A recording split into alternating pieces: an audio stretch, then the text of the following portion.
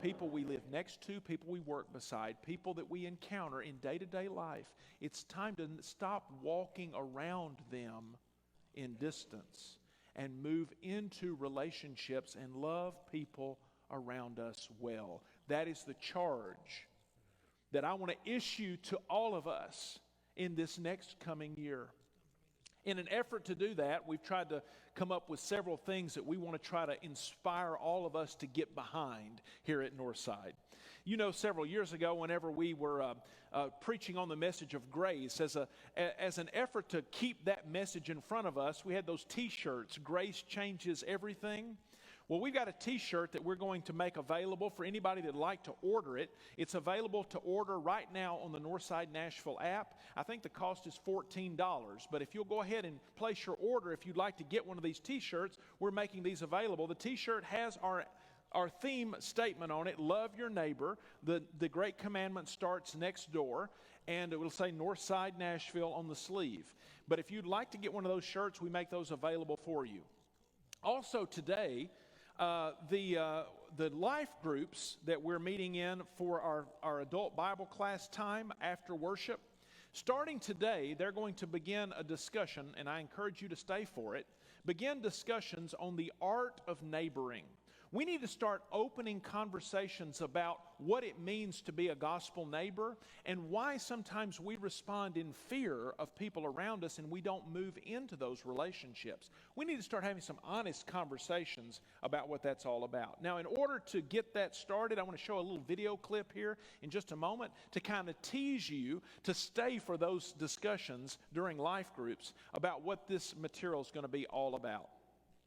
In January 2009, a group of pastors came together to dream about what it would look like to join our congregations together and to really make a difference in our community. In order to understand the big issues that those in our city are facing, we decided to invite in the mayor of Arvada. About a year ago, I met with a group of pastors who asked me what's the best way they could help serve our city. There are a lot of issues that face our community, but the majority of them could be drastically reduced if we would just become a community of good neighbors. The mayor of our city just asked us to obey the scriptures, to take Jesus seriously when he said, love God and love your neighbor as yourself. The mayor said that to a group of pastors. That's convicting. That's embarrassing, actually. We knew that there was something very powerful in the fact that one of the leaders of our city was inviting us to start a movement in which we rediscover the art of neighboring. A couple months later, we came back together, and this time just to pray and to think about what we had heard. And we invited Vicki Ryer, who was the assistant city manager. And Vicki again said something in passing, just like Bob had done, that just stopped us in our tracks. I've been working at the city about, 14, 15 years. I've been dealing with neighbors, neighborhoods, community issues. And I gotta be honest with you, from the city's perspective, there's not a lot of difference between the way Christians and non-Christians neighbor. That was the moment that really cemented for many of us in the room that we needed to do something together.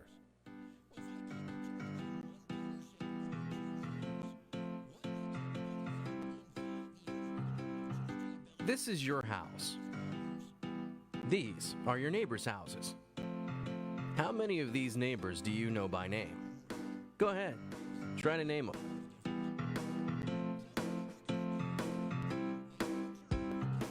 If you're like most people these days, you probably only know a few of your neighbors by name. We have garages for our cars, privacy fences for our backyards, and we seem to be perpetually busy. You're doing pretty well if you wave or say hi as you're passing by. But what if we did more? What if we made it a point to learn the names of the people who live on our block? What if we took the time to listen to our neighbors and find out what makes them tick? What if our neighborhoods relied on each other in times of need, whether it be for a cup of flour or a shoulder to cry on? What if Jesus really meant that we should love our actual neighbors? Imagine the difference you could make in your neighborhood if you got to know your neighbors better. Imagine the difference you could make in your community if you partnered with others who had a desire to become better neighbors. Imagine the difference it could make in our cities if local churches were working together to make this a reality. You don't have to imagine very hard. It's happening. So that's really convicting to think about the fact that a mayor of a city would say that the best thing that a church could do for the community in which it lives is for Christians just to be good neighbors. And that's where it starts. Jesus said, this is the greatest commandment of all. Love God and love people around you. And so we're going to try this next year. I'm encouraging you to join us together as we try to be people that love our neighbors well.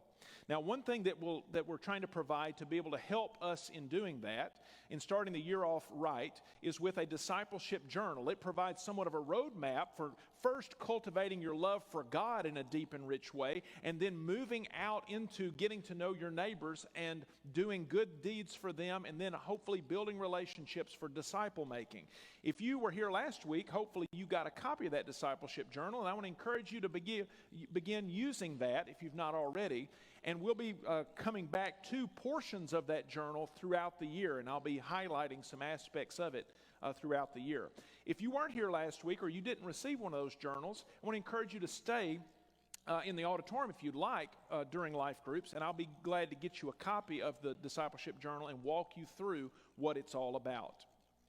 Starting in February, we're going to start issuing some Love Your Neighbor monthly challenges. So every month, or most months this year, I'm going to issue a challenge to all of us of some step to take in loving your neighbors well around you. So as a church, we'll focus on a particular aspect of how to go about loving your neighbor. We'll take some baby steps to get started, and then we'll move into some more, some deeper issues of doing that. So you can look forward to those challenges, monthly challenges throughout the year. Now, if we're going to really get serious about this and loving our neighbors well, hopefully God's going to bless that. And we're going to be able to use our facility here to be able to organize efforts to make that happen. And so in order for that to happen, some challenge that I want to issue to you this morning is that there are some updates to our facility that we really would like to do, most especially when it comes to the gym. We want to see our gym get some work done on it so that we can make it into more than just a gym for sporting events and for fellowship meals, but instead make it a multi-purpose space where we can have gatherings together for planning, for groups getting together to go out into our community or to be able to host events in there. Right now, you can shoot a lot of basketball, but try having conversation in the gym. It's hard to hear in there. So we'd like to put some soundproof baffling on the walls and perhaps in the ceiling as well to make that a more conducive space to do a lot more things from that multi-purpose space. So that's one of the things that we would like to do. Also, you've probably noticed down the hallway of the offices, our carpet's in terrible shape down there, and we'd like to put new carpet down there to make it a little bit more welcoming whenever people come for classes to be able to go down that hallway. One of the things that Northside's been involved in, or at least the youth ministry here at Northside's been involved in for the last many years, and most of you are aware of this, is the Nashville Work Camp. Now, if you don't know what Nashville Work Camp is, let me just give you a little tease of it, and you can ask Chris to get more specific information about it. But it's a fantastic effort where youth groups from across congregations in Nashville come together and essentially do some work painting houses for people that need their houses painted. So it's a community outreach effort. And so we've been doing this, the youth group here at Northside has been doing this for years and years and years. And one of the things that it's a tremendous outreach, we'd like to see Northside get more involved in trying to help that effort. And one of the things we're dreaming about, we don't have this nailed down just yet, but one of the things we're dreaming about is that many of the houses that get painted for Nashville Work Camp are very in close proximity to this building. And yet, whenever work camp is over with, the banquet they have at the end of the week to invite the homeowners into takes place in a congregation that is away from here. We would love to see Northside in the future be the host church for that event so we can build relationships with the homeowners that are getting this work done for the purpose of trying to build relationships and love our neighbors around us. But in order to do that, we need that facility to be a multi-purpose space in the gymnasium to host an event like that. And so that's one of the things that we're kind of shooting for, that we'd like to do moving forward. Another aspect of a thing, now please don't let me overwhelm you. I'm just trying to give you ideas of things that are going to happen throughout the year. But one of the things we want to do is a neighborhood campaign. We'd like to organize some volunteers to be able to do some kind of campaign right within the proximity of the church building to try to get some exposure for Northside so that people know that we're here. Now, being a neighbor is much of, not just about one-hit activities, it's more about building relationships. So a lot of our effort is going to be put on challenging all of us to use the discipleship journal and get to know our neighbors around us wherever we live, because Northside is kind of a regional church. We drive in from all kinds of places, so we need to love the people that we live near and have an impact that way, but also we need to make sure the people that are located around this building know that we're here. So we want to have some neighborhood campaigns moving forward in the next year and try to organize those together. That's going to take resources, it's going to take volunteers, it's going to take you stepping up if this is going to happen. Also, as you well know, at Northside we are blessed with a lot of ministry leaders that are focusing their efforts on various aspects of ministry at the Northside Church. Back several months ago, we had our biannual Ministry Leaders Summit. And during that summit, our ministry leaders, we asked them, what is one thing in the short term you would like to accomplish in your ministry? And what do you need to make that happen? And so from those responses, we got some goals from all of our ministry leaders of things that they're wanting to accomplish moving forward. This morning in the lobby, there's a board out there, and you can see all of our ministry leaders' areas listed and the most immediate thing that they would like to accomplish in their ministries. I want to encourage you to go by and look at that board and see what they're planning, and then pick up, if you don't already have one of the ministry leader directories that is down there. And then if you see an area that you would like to volunteer to help, you can contact directly the ministry leader for more information and see how you can be involved in helping those efforts. I don't know if you know it or not, if you don't have kids right now at Northside, but our children's ministry and our youth ministry is growing. Megan is leading the way in trying to renovate our children's program. She's done a lot of work on that, and it got kicked off in a great way last week. But our kids, there are more and more kids, new families coming to Northside, and more young families with their children. And our children's ministry and our youth group is growing. And so we're excited about that. We believe that's the lifeblood of the church. But our youth ministry, as it moves forward, is going to be doing as many activities as they've ever done, but with more kids involved.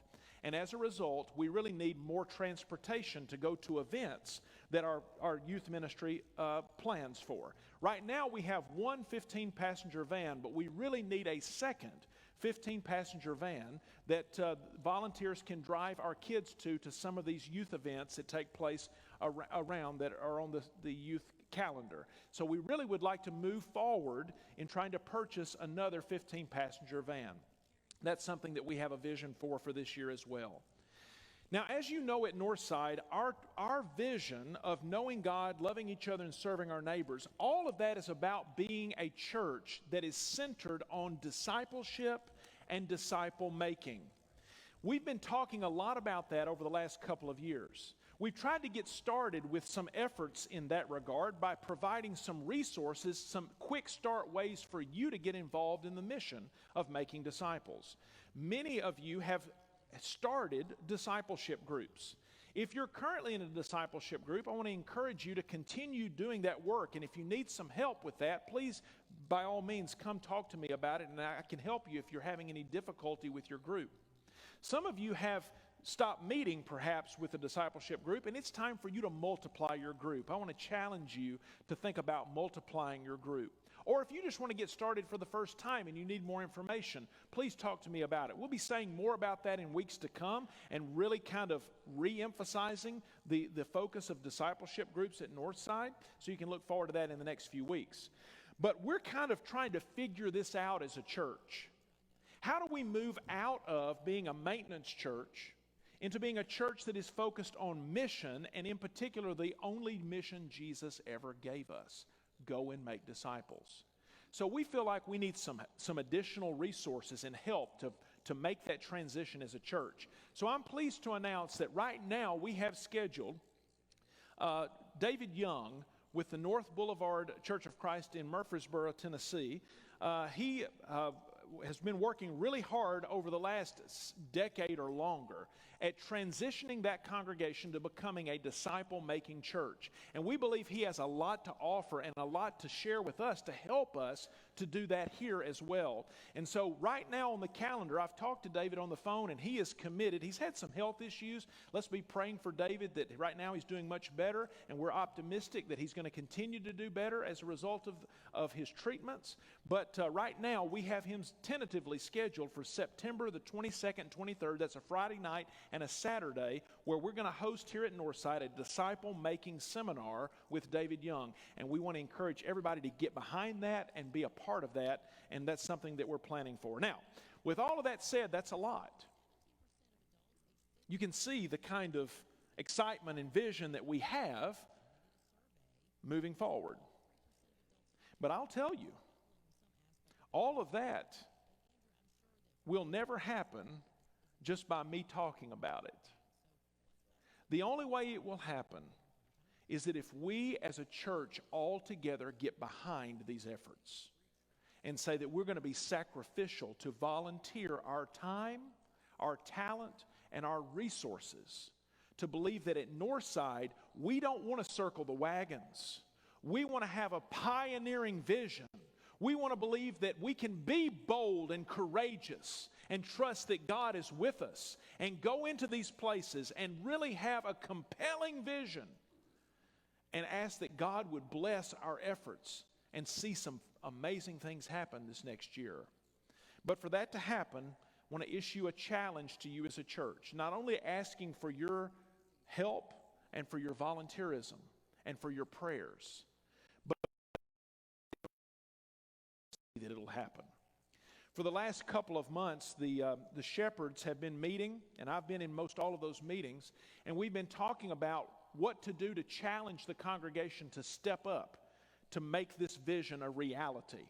And so we they've been working on our budget for 2023. That budget is now complete.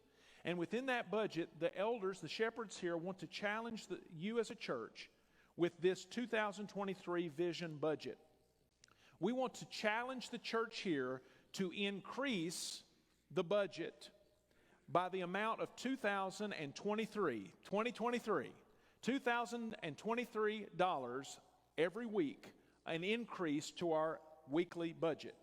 That is an increase from $10,500, which it was for last year, to $12,523. So we'd like to challenge you to step up in your giving to make this reality, this vision a reality. Now what that comes to is, best we can tell, currently we have 153 active member households at Northside. And if you do the math, that comes to an average increase of about $13 more in giving weekly on average. So that kind of gives you an idea of where we need to be. Now, maybe God has blessed you this past year in an amazing way, and you know that the only reason that you have what you have is because God has blessed you. And maybe you can give much more than that. Maybe you can't give that much, but you can give what you can give.